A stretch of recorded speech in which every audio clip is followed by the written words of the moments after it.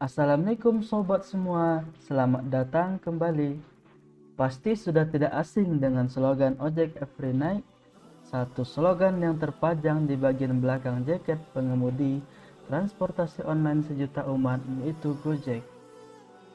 Membicarakan tentang Gojek tidak akan pernah lepas dari sosok pendirinya, Nadiem Makarim. Sukses menjalani pendidikan di luar negeri tak membuat Nadiem lupa diri. Ia kembali ke Indonesia untuk berkontribusi bagi tanah airnya, menerima penghargaan ASEAN of the Year dan The Blunder 50, membuat namanya kini sejajar dengan tokoh-tokoh dunia seperti Presiden Meksiko, pendiri Spotify, sehingga penyanyi terkenal Taylor Swift dan BTS. Hal ini semakin memantapkan Nadiem menjadi satu sosok pengusaha muda sukses Indonesia yang mampu membuat satu terobosan dan mengubah kehidupan di Indonesia dengan cepat. Lalu bagaimana cara merintis dan mengembangkan usahanya? Berikut ini fakta unik tentang Nadiem Makarim yang bisa dijadikan inspirasi bagi sahabat semua. Nomor 1. Bukan terlahir dari keluarga pengusaha. Jika beberapa pengusaha sukses terlahir dari keluarga pengusaha juga, maka tidak dengan Nadiem Makarim. Pria bernama lengkap Nadiem Anwar Makarim ini berasal dari keluarga dengan latar belakang yang jauh dari dunia bisnis. Sang ayah Nono Anwar Makarim dikenal sebagai seorang aktivis dan pengacara terkemuka. Sedangkan sang ibu, Atika Al-Gadri, diketahui sebagai seorang penulis lepas yang juga merupakan putri dari salah satu perintis kemerdekaan Indonesia, Hamid Al-Gadri. Bisa dikatakan bahwa Nadiem adalah satu-satunya anggota keluarga yang bergerak di dunia entrepreneurship. Meskipun memiliki pekerjaan dan minat yang berbeda, ia memiliki orang tua yang selalu mendukung usahanya. Nomor 2. Didikan untuk tidak lupa diri. Sebagian besar waktu pendidikan Nadiem dihabiskan di luar negeri. Ia sempat berpindah-pindah SMA dari Jakarta ke Singapura dan menyelesaikannya di sana. Selesai lulus SMA, Nadiem Makarim memilih jurusan International Relations di Brown University, Amerika Serikat, serta meneruskan gelar pasca sarjananya di Harvard Business School. Tak hanya itu, Nadiem bahkan sempat mengikuti program pertukaran pelajar ke London School of Economics.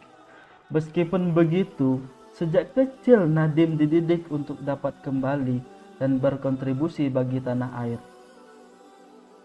Dalam satu kesempatan, ia berkata, "Saya dididik dari kecil untuk kembali dan berkontribusi ke tanah air.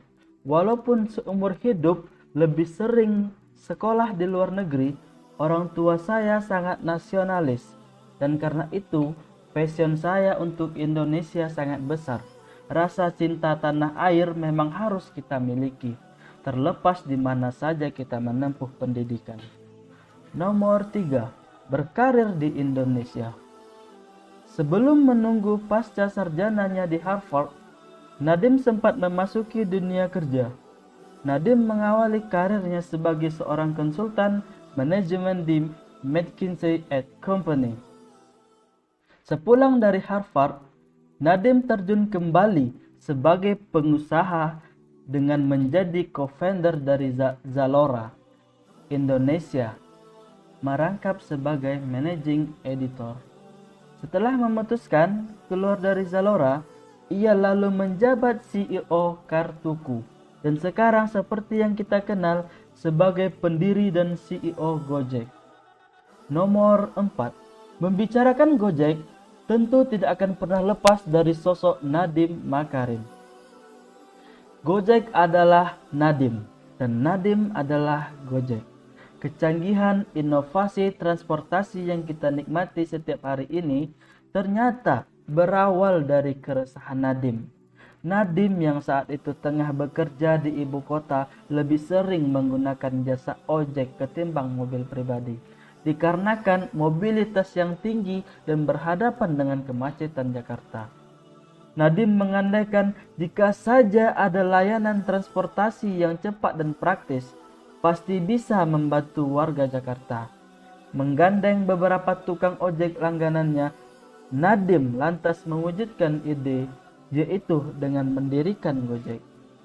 Gojek akhirnya resmi beroperasi pertama kali pada tahun 2011 bersama 20 tukang ojek dengan sistem call center, dan telah berkembang menjadi sebuah layanan Gojek for every night yang berkembang begitu cepat.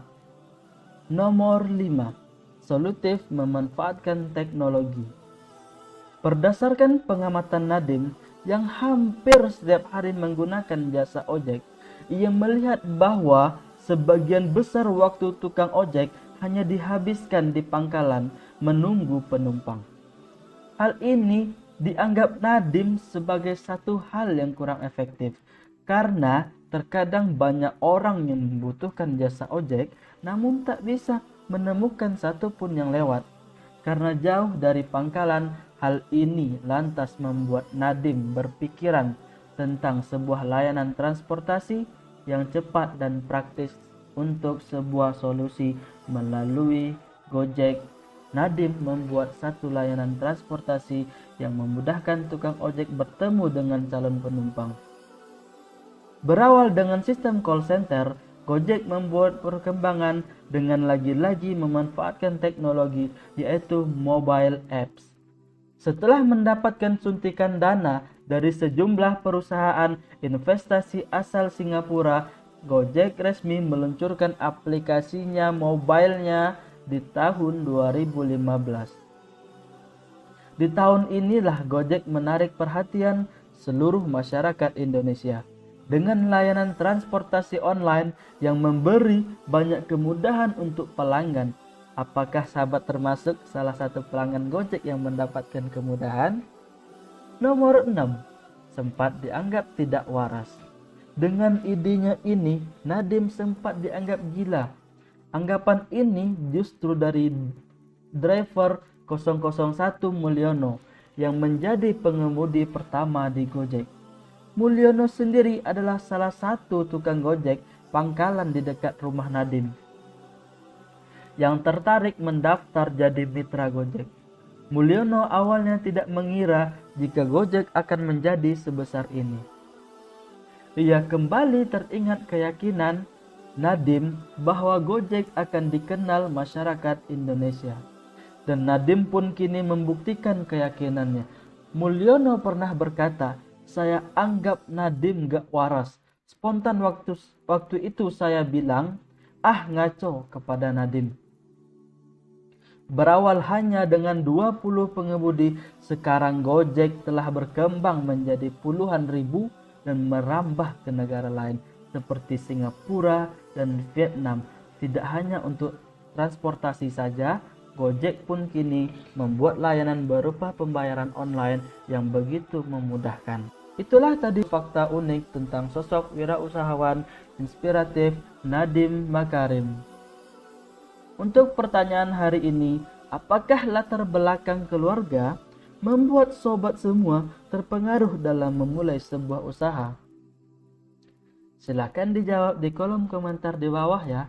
Dan sampai bertemu kembali di video-video kami selanjutnya.